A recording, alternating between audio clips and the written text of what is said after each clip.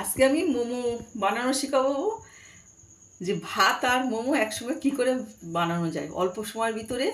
কারণ সময় সবাই হাতে কম, ব্যস্ত থাকে, তাই ভাত আর মোমো একসঙ্গে বানিয়ে দেখাবো। আমি এখানে এটা 500 মতো ময়দা নিয়েছি, ঠিক আছে। এই লেচিগুলো আমি করে নিয়েছি, এবারে এক করে বেলবো। আর এখানে আমি চিকেনটাকে আমি পেঁয়াজ রসুন আদা দিয়ে আমি ভেজে নিয়েছি।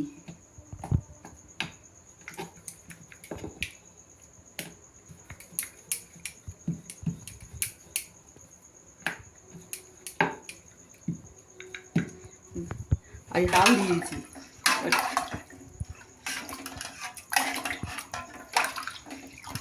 চাল দিয়েছি। ওর গ্যাসটা ধরিয়ে দিই।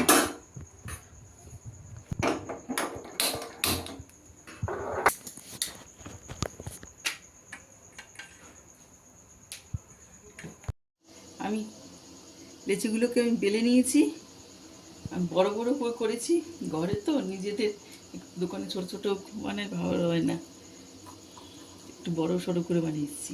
এই আসছি ওই চিকেনের পুরো দিয়ে দিচ্ছি আমি।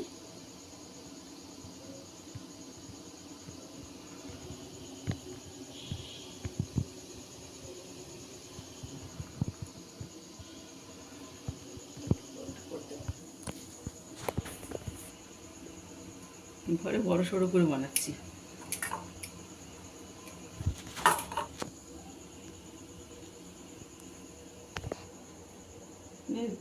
দেখা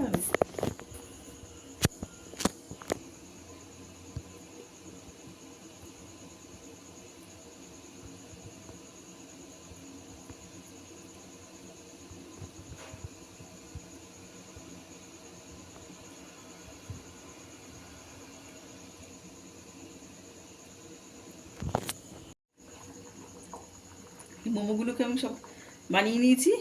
এবার ভাত ফুটছে, গরম ফুটবে, তখন এক একটা করে ছেড়ে দিতে হবে। ঠান্ডা জলে ছাল ছেড়ে দিলে কিন্তু একটার সঙ্গে একটা লেগে যাবে। এই ভাতের সঙ্গে কীভাবে মোমো বানানো হয় খুব কম সময়, তাড়াতাড়ি এইভাবে আপনারা বানান, দেখুন ভালো লাগবে। বাইরের খাবারের যা দাম,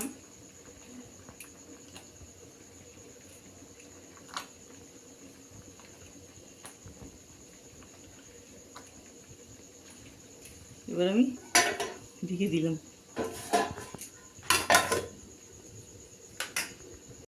এই যে আমার ভাত হয়ে গেছে, এখন আমি ভাতটা নামাচ্ছি।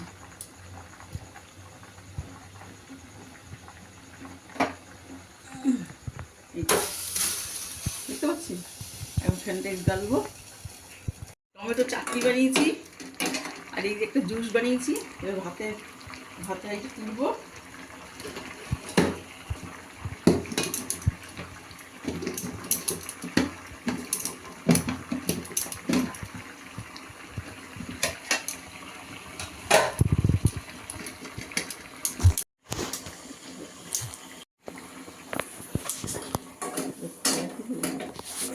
চাটনিটা হয়ে গেছে। এইভাবে আপনারা ঘরে বসে বানাবেন, অল্প খরচ, ঝটপট একসঙ্গে ভাত মোমো একসঙ্গে হয়ে যাবে রান্না। বাজার কি কত দাম দিয়ে কেন খাবেন?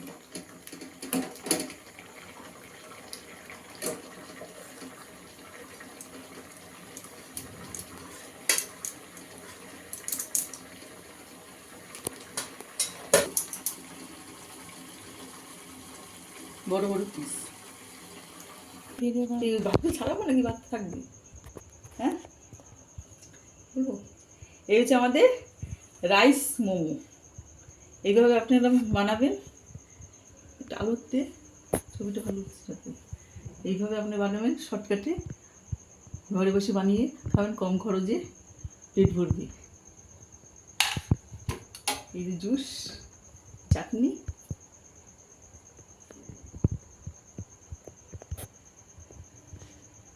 খেয়ে দেখবেন ভালোই লাগবে।